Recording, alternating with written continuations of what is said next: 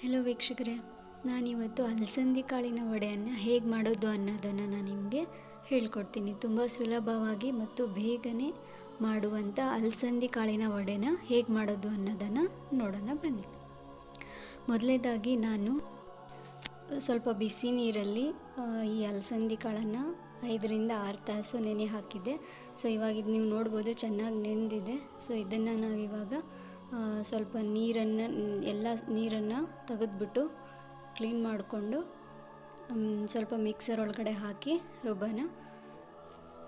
So mixie ಒಳಗಡೆ ಹಾಕಬೇಕಾದ್ರೆ ಅದರಲ್ಲಿರುವಂಥ ನೀರೆಲ್ಲನೂ ಬಸಿದ್ಬಿಟ್ಟು ಬರೀ ಅಲಸಂದಿ ಕಾಳನ್ನು ಹಾಕಿ ಅದ್ರ ಜೊತೆಗೆ ಒಂದು 3ರಿಂದ 4 ಮೆಣಸಿನ್ಕಾಯಿನ ಆ್ಯಡ್ ಮಾಡಿಕೊಳ್ರಿ.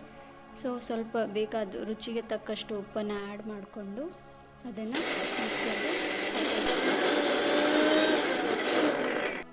ಇಲ್ಲಿ ಯಾವುದೇ ಥರಕ್ಕೂ ನೀರನ್ನು ಆ್ಯಡ್ ಮಾಡ್ಕೋಬಾರ್ದು ರುಬ್ಬಬೇಕಾದ್ರೆ. ಸೊ ನೀವು ಇವಾಗ ನೋಡ್ಬೋದು, ಸೊ ಇದು ಪೂರ್ತಿ ಸಣ್ಣದಾಗಿ ರುಬ್ಕೊಂಡಿದ್ದೀನಿ. ಇವಾಗ ಗ್ಯಾಸ್ ಸ್ಟವ್ನ ಆನ್ ಮಾಡ್ಕೊಂಬಿಟ್ಟು ಎಣ್ಣೆನ ಕಾಯಕ್ಕಿಡೋಣ.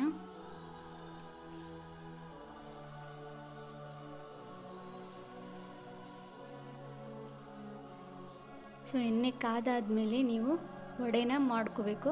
ಸೊ ವಡೆ ಮಾಡಲಿಕ್ಕೆ ನೀವೇನು ಮಾಡಿರಿ ಅಂದರೆ ನಿಮ್ಮ ಕೈ ಒಳಗಡೆ ಈ ಥರ ಮಾಡ್ಕೊಂಬಿಟ್ಟು ಸೊ ರೌಂಡ್ ಶೇಪ್ ಮಾಡಿ ಅದರೊಳಗಡೆ ಒಂದು ಮಧ್ಯದಾಗಿ ಈ ಥರ ಹೋಲನ್ನ ಮಾಡಿ ಸೊ ಹುಷಾರಾಗಿ ಇದನ್ನು ನೀವು ಎಣ್ಣೆ ಒಳಗಡೆ ಬಿಟ್ಬಿಡಬೇಕು. ನೋಡಿ, ಇವಾಗ ವಡೆ ಎಣ್ಣೆ ತುಂಬ ಕಾದಿರುತ್ತೆ. ಸೊ ಹುಷಾರಾಗಿ ನೀವು ನೋಡ್ಕೊಂಬಿಟ್ಟು ಈ ವಡೆನ ಅದರಲ್ಲಿ ಹಾಕ್ಕೊಳ್ರಿ. ಸೊ ಹೀಗೆ ಎಲ್ಲನೂ ಅದರಲ್ಲಿ ಆ್ಯಡ್ ಮಾಡಿಕೊಂಡು ಚೆನ್ನಾಗಿ ಸ್ವಲ್ಪ ಲೋ ಫ್ಲೇಮಲ್ಲಿಟ್ಟು ಫ್ರೈ ಮಾಡಿ, ಯಾಕಂದರೆ ಒಳಗಡೆ ಎಲ್ಲ ಅದು ಬೇಯಬೇಕು. ಸೊ ಹಾಗಾಗಿ ಲೋ ಫ್ಲೇಮಲ್ಲಿ ಇಟ್ಕೊಂಡು ನೀವು ಇದನ್ನು ಫ್ರೈ ಮಾಡಿಕೊಳ್ಳ್ರಿ. ನೋಡಿ, ಚೆನ್ನಾಗಿ ಫ್ರೈ ಆಗಿದೆ.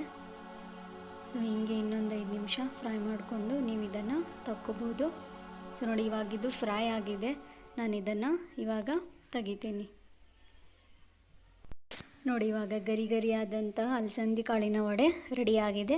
ಸೊ ಇದನ್ನು ನೀವು ಟೇಸ್ಟ್ ಮಾಡ್ಬೋದು. ತುಂಬಾ ಚೆನ್ನಾಗಿ ಬಂದಿದೆ. ನೀವು ಕೂಡ ಮನೇಲಿ ಟ್ರೈ ಮಾಡಿ.